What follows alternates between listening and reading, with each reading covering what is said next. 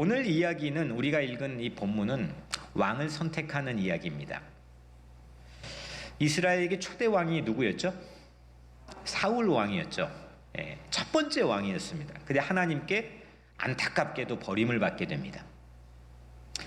하나님은 그 사울 왕 대신에 새로운 왕을 준비하시죠. 당시의 제사장이었던 사무엘에게 이 임무를 맡기죠. 하나님은 사무엘에게 베들레헴 이새의 집에 가라라고 말씀을 하십니다. 이새는 다윗의 아버지죠. 여튼 이새의 집에 가라 이렇게 말씀을 하셨습니다. 이 명령을 듣고 사무엘이 오늘 말씀에 두려움을 느낍니다. 근데 하나님은 이 쿠데타 모의와 같은 행동으로 염려에 두려움을 느낀 사무엘에게 그거 쿠데타가 아니라 예배라고 불러줬습니다. 예배라고 불러준 그 말씀이 오늘 2절에 있는데 제가 읽어드리겠습니다. 사울이 들으면 나를 죽이리이다 하니 여호와께서 이르시되 너는 암송아지를 끌고 가서 말하기를 내가 여호와께 제사를 드리러 왔다 하고. 그러니까 너 지금 쿠데타 하러 가는 게 아니고 너 지금 예배 드리러 가는 거야. 그렇게 말하면 돼 라고 하나님께서 사무엘에게 일러주신 거죠. 그러니까 엄밀히 말하면 오늘 예배 현장을 찾아서 사무엘은 베들레헴에 가는 거죠. 이제 예배를 드리는데 이새의 집에서 이새 가족을 불러 모았습니다. 먼저 첫 번째 아들이었던 장남 엘리압이 옵니다. 사무엘은 엘리압을 보자마자 이건 왕이 확실하다. 하나님 준비한 선택한 왕이 이건 100% 확실하다. 이렇게 생각합니다. 이때 하나님께서 아주 유명한 말씀을 하시죠. 오늘 7절에 여호와께서 사무엘에게 이르시되 그의 용모와 키를 보지 말라. 내가 이미 그를 버렸노라. 내가 보는 것은 사람과 같지 아니하니 사람은 외모를 보거니와 나 여호와는 뭘 봐요? 중심을 보느니라. 이렇게 하나님께서 사무엘에게 말씀을 하신 거예요. 사무엘이 실수한 거죠. 저 같은 성직자인데 이 사제들은 사람을 보는 안목이 뛰어나야 되지 않겠습니까? 근데 저보다 영성이 월등한 우리 사무엘 제사장께서 이 사람 바라보는 눈 실수한 거죠. 차남 두 번째 아들인 아비나답도 지나갔습니다. 이 또한 동일하게 하나님께서는 노 했습니다. 세 번째 아들인 삼마도 준비된 사람이 아니었죠. 다시 말하면 이 예배 현장, 지금 예배를 드리기 위해서 모인 이 예배 현장에 준비된 사람이 없었습니다. 한 명도 없었습니다. 7형제까지 7명의 아들이 있는데 오늘 본문에 이 7형제까지 1, 2, 3, 4, 5, 6, 7까지 기름 부을 사람, 왕으로 준비된 사람, 하나님이 선택한 사람이 아무도 없었습니다. 사무엘이 이새에게 묻습니다. 네 아들들이 다 여기 있느냐? 네 아들들 지금 일곱 아들이 있는데 여기 이 현장에 있는 아들이 전부냐? 라고 물었습니다. 이때 이새가 이렇게 대답하죠. 아직 막내가 남았는데 그는 양을 지키나이다. 이렇게 말을 했습니다. 막내가 누구죠? 다윗이죠. 다윗은 양을 지키기 위해 들판에 있었습니다. 그러니까 지금 예배 현장으로 생각했던 그 자리에는 다윗이 있지 않았죠. 다시 말하면 살아있는 예배 현장, 하나님께서 기름 부으시는 사람이 있는 그 예배 현장은 정작 이새의 집이 아니었던 거죠. 기름 부을 사람은 들판에 있었습니다. 필드는 들판이었습니다. 다윗이 양을 지키는 곳, 그곳이 엄밀히 말하면 현장이었습니다. 사무엘은 다윗에게 기름을 붓죠. 그리고 오늘 마지막 절에 보면 하나님의 영이 다윗을 크게 감동해서 그가 살아있는 동안, 이날 이후로 살아있는 동안 큰 능력을 가지고 살게 됩니다. 오늘 이 본문의 이야기 안에서 진정한 예배 현장은 어디입니까? 좀 아리송하지 않습니까? 이거 진짜 예배 현장은 어디입니까? 현장의 국어사전 뜻을 보니까 일이 생긴 자리, 어떤 사건이 happen, 발생한 자리, 그걸 현장이라고 규정합니다. 사무엘은 베들레헴 2세 자택을 예배 현장으로만 여겼습니다. 사제인데도 불구하고. 그런데 진짜 현장은 다윗이 양을 지키던 들판이었던 거죠. 우리는 현장을 장소로만 국한해 생각하는 경향이 있습니다. 그러니까 어디냐? 다시 말하면 where? 현장, 오늘 현장 예배하면 교회 건물 안에 있는 예배 본당. 그래서 where? 이 장소로만 우리가 이 국한해 생각하는 경향이 있는데 사실 성경에 나와 있는 현장은 물론 where도 있지만 더 중요한 거는 뭐냐? what? 무엇가 일어나고 있느냐? 하나님의 사건이 일어나고 있느냐? 하나님의 기름 부으실 사람이 있느냐? 그 기름 부음의 사건이 있느냐? 하나님의 영이 크게 감동되고 있는 사건이 있느냐? what? 무엇이 일어나고 있느냐? 예수님께서도 동일한 맥락의 말씀을 하셨죠. 사마리아 이 수가성 여인과 만나 예배에 관해서 얘기를 하시는데 그 여인에게 이렇게 말씀하시죠. 야, 너희가 드리는 그리심산도 아니고 유대인들이 드리는 예루살렘도 아니고 너희가 신령과 진정으로 예배 드릴 때가 오니라. 이렇게 말씀하셨죠. 예수님조차도 우리 사람의 이 인식 안에는 현장이라고 하면 장소에 국한해서 살아오는 관심을 갖는 전통이 우리에겐 매우 진하게 배어 있는데 하나님이나 예수님이나 물론 장소를 아예 무의미하다고 생각하시는 것은 아니지만 더 중요한 물음은 what? 무엇이 거기에서 일어나고 있느냐? 진짜 하나님의 사건이 일어나고 있느냐? 하나님의 현존과 하나님의 임재가 그 안에서 일어나고 있느냐? 하나님의 영이 크게 감동하는 사건이 그 안에 있느냐? 이게 성경이 말하고 있는 현장의 의미입니다. 교회가 현장일 수도 있고 현장이 아닐 수도 있고 온라인 현장일 수도 있고 온라인 또한 현장이 아닐 수도 있다는 겁니다. 하나님의 관심은 오직 중심입니다. 예배 현장은 인간이 모일 수 있고 없고의 기준이 중요하지 않습니다. 하나님에게는 모일 수 없다고 대체할 기능, 그 대체할 차선책의 기능을 찾는 것도 예배 현장에서 하나님에게는 중요한 게 아닙니다. 하나님에게는 중요한 것은 중심만 중요합니다.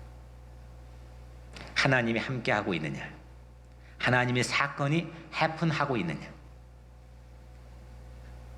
하나님의 사건이 일어나는 그 중심이 예배 현장입니다. 7절에 사람은 외모를 보거니와 나 여호와는 중심을 보느니라. 중심은 히브리어로 레바브입니다. 영어 성경엔 하트로 되어 있는데 히브리어 사전을 찾아보니까 하트하고 가로 열고, 그러니까 보이지 않는 곳에 내장, 물론 심장이니까 보이지 않는 곳에 내장이겠죠. 그러니까 이 의미는 뭐냐면, 그 사전적 의미는 뭐냐면 보이지 않는 거라는 겁니다. 보이는 게 아니라. 그래, 보이지 않는 거에서의 센터 중심이라는 겁니다. 그러니까 마음, 심장, 중심 이런 뜻들을 히브리어 사전에서 레바브가 가지고 있습니다. 사람은 보이는 것을 주목합니다. 하나님은 보이지 않는 중심을 관찰합니다. 사람에게는 늘 블라인드 스폿이 있습니다. 사각지대가 있습니다. 안 보이는 곳이 있습니다. 아무리 보려고 해도 못 보는 곳이 있습니다. 아무리 눈이 좋고 학식이 좋아도 못 보는 지역이 있습니다.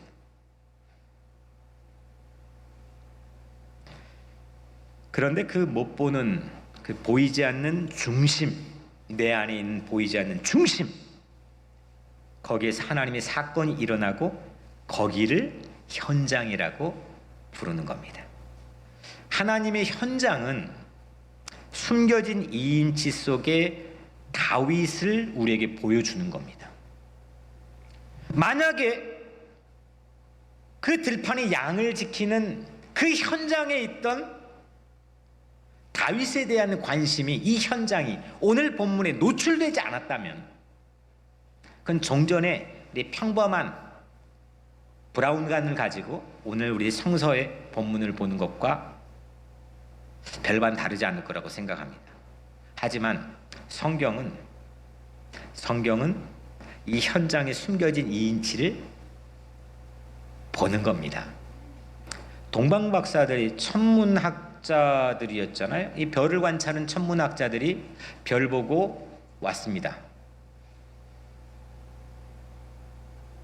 그런데 이 메시아가, 이 땅을 구원할 메시아가 아니 상식적으로 베들레헴의 마구간에 구유에 누워 있을 거라고, 그게 현장일 거라고 누가 감히 상상이나 했겠습니까?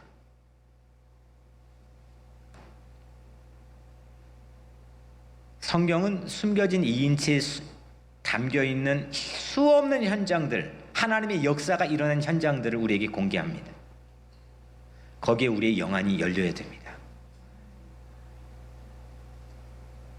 그리고 거기에 여러분들이 담겨 있기를 축복합니다.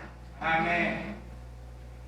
오늘 숨겨진 2인치가 공개되고 있는 드라마틱한 구절을 11절에 제가 잠깐 읽어드리면, 이세 그 아버지가 이렇게 얘기했죠. 아직 막내가 남았는데 그는 양을 지키나이다. 이 문구가 이제 다윗이 성경의 역사에 처음 등장하는 이 문구거든요.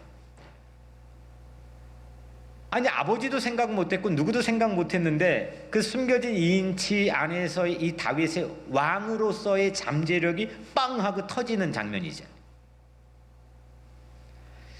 분명히 여러분들에게도 잠자고 있는 힘인 잠재력이 있을 겁니다. 아직 뭔가 이 숨겨져 있는 2인치 안에 담겨 있는, 아직 한 번도 폭발해 보지 못한 여러분들 안에 있는 잠재력이 있을 겁니다.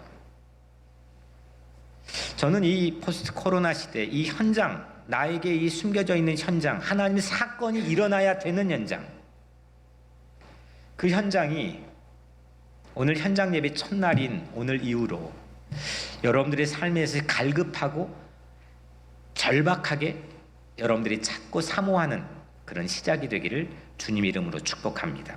아멘. 그 다윗은 여튼 확실한 거는 당시 속칭 현장에 없었잖아요. 그죠? 막내였잖아요. 아버지에게조차도 기억되지 않고 잊혀졌잖아요. 그는 밀려난 사람이었잖아요. 그런데 그는 양을 지킬 수 있었습니다. 양을 지킬 수 있었습니다. 하나님 보신 다윗의 중심은 뭐냐? 저도 이번 말씀을 준비하면서 처음 이렇게 감동으로 깨닫게 되었는데, 그 중심이 뭐냐? 그게 뭐냐면 지킬 수 있는 마음이라는 겁니다. 지킬 수 있는 마음. 오늘 이 16장 그 다음 장 17장에는 예수님 안 믿는 사람도 다 아는 다윗과 골리앗 얘기가 나옵니다. 너무 유명한 얘기죠. 그 다윗과 골리앗 얘기에 이 이스라엘 군대와 블레셋 군대가 엘라 골짜기에 대치하고 있습니다. 작년에 우리 성지순례 혹시 가신 분은 우리 주차장에서만 봤는데 기억하실지는 모르겠지만, 광활한 벌판에 저쪽은 블레셋 군대, 이쪽은 이스라엘 군대가 있는데, 이쪽은 완전히 사기가 꺾여 쫄았습니다. 왜냐하면 저쪽 블레셋은 이미 철기 문화였고, 이쪽은 이제 막 정착 문화에 들어선 청동기 문화입니다. 뭐 이렇게 이 총으로 하면은 뭐 이를테면 M1 땅 이 쏘는 총하고 M16 따르륵 쏘는 총하고 싸우는 겁니다. 거기에 보면은 골리앗 묘사하는 부분 철갑을 두르고 있잖아요. 이게 철기 문화의 대표적인 문화적 형태입니다.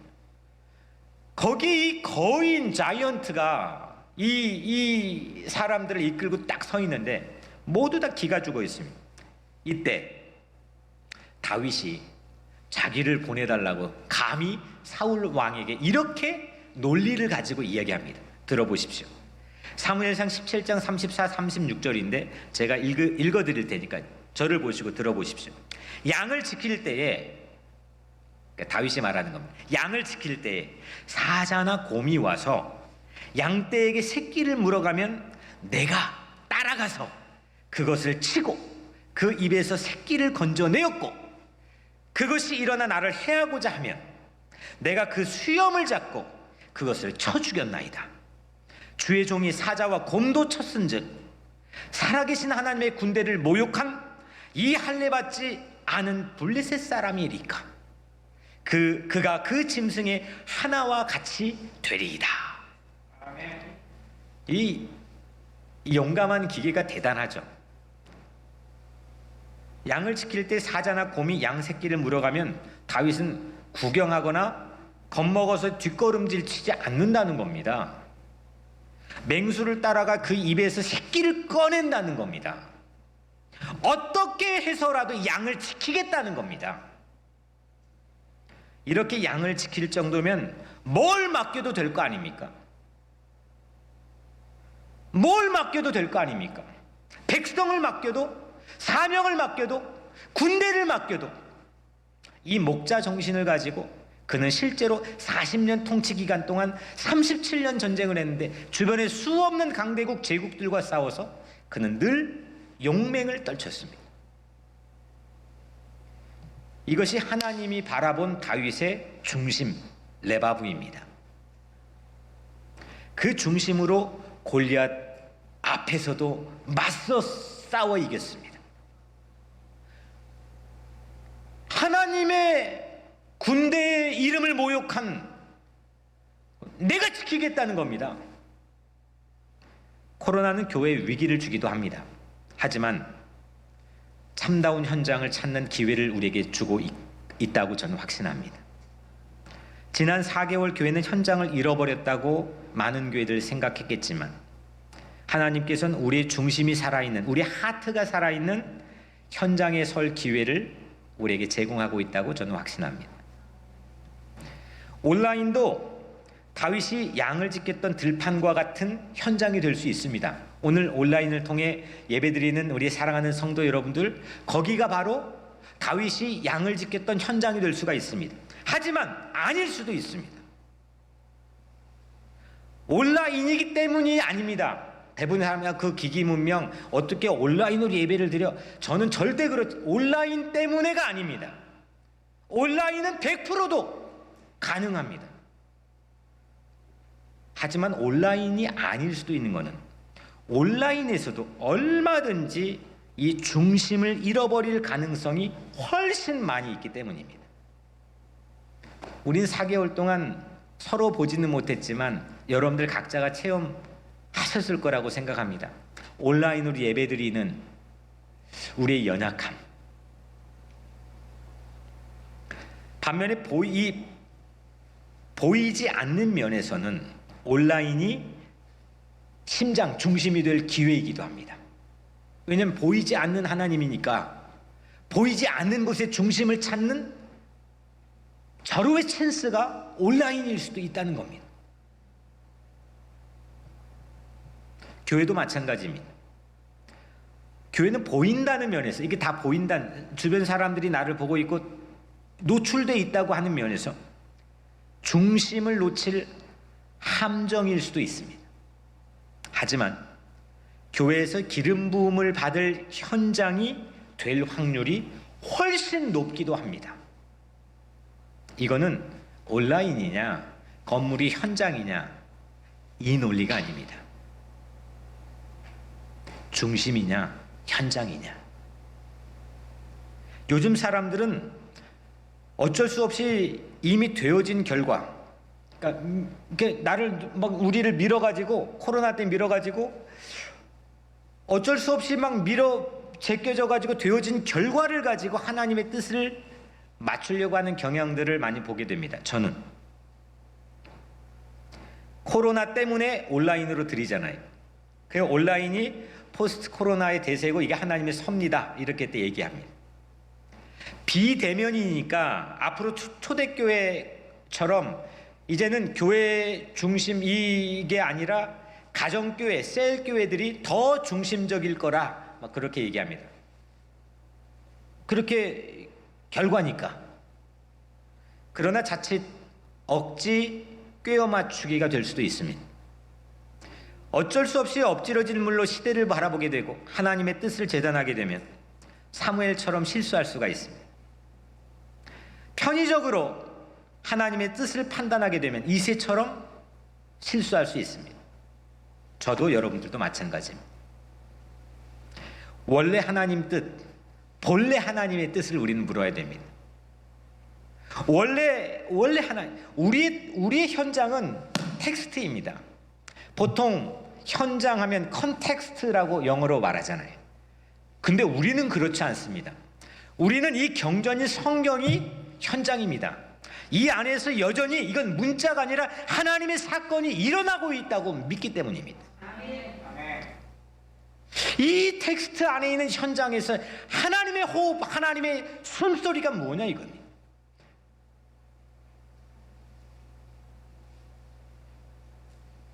중심을 보시는 하나님의 현장을 우리는 끊임없이 찾아야 됩니다. 저는 이민자 보호교회를 지난 3년 섬기면서 제가 가장 많이 했던 말, 우리 변호사님들 또 우리 시민운동가 또 우리 목사님들에게 가장 제가 많이 했던 말 중에 하나가 현장 중심 이보교였습니다. 공교롭게도 현장 가치를 중요하게 생각하는 이보교가 아니면 그 생명력이 없습니다 라고 얘기했습니다. 그 현장이라고 하면 눈물 흘리고 있는 자 곁에 서는 것, 그거 현장입니다.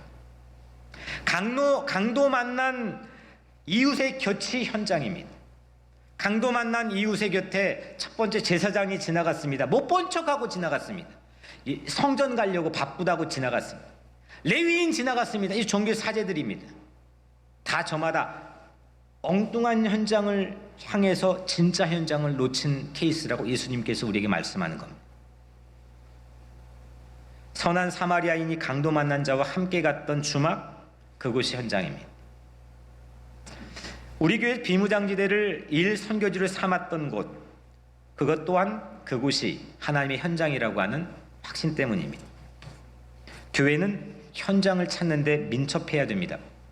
앞으로 포스트 코로나 시대에는 큰 대형 교회는 제 생각은 망하지는 않을 겁니다. 이미 그 안에는 비즈니스의 이 기본 틀 자체가 갖춰져 있습니다. 물론 하나님의 성령에서 날이 갈수록 부흥하는 큰 교회들이 있으면 좋겠습니다. 하지만 이 지금 작은 중소형 교회들은 큰 도전과 위협을 받을 겁니다. 하지만 하나님의 중심이 있는 하나님의 현장 개발에 최선을 다하는 교회들은 날이 갈수록 부흥할 겁니다. 하나님의 영혼들을 지키는 그곳이 현장입니다. 하나님의 사람들을 지키는 곳이 현장입니다. 하나님의 교회를 지키는 그곳이 현장입니다. 하나님의 말씀을 지키는 곳이 현장입니다. 하나님의 기름 부음이 있고 하나님의 영에 크게 감동되는 사건이 일어나는 곳, 그곳이 현장입니다. 오늘 우리가 있는 곳이 교회 건물이건 온라인이건 가정이건 바로 거기가 하나님의 현장이 되기를 주님의 이름으로 축복합니다.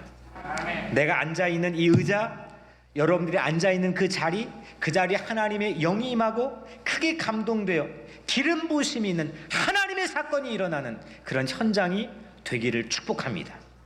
이거 아니라고 한다면 오늘 그냥 우리는 보고 싶어서 온 겁니다. 진짜 보고 싶어서만 온 겁니다. 이 보고 싶은 감정이 오래 가느냐? 또 계속 보면 질립니다.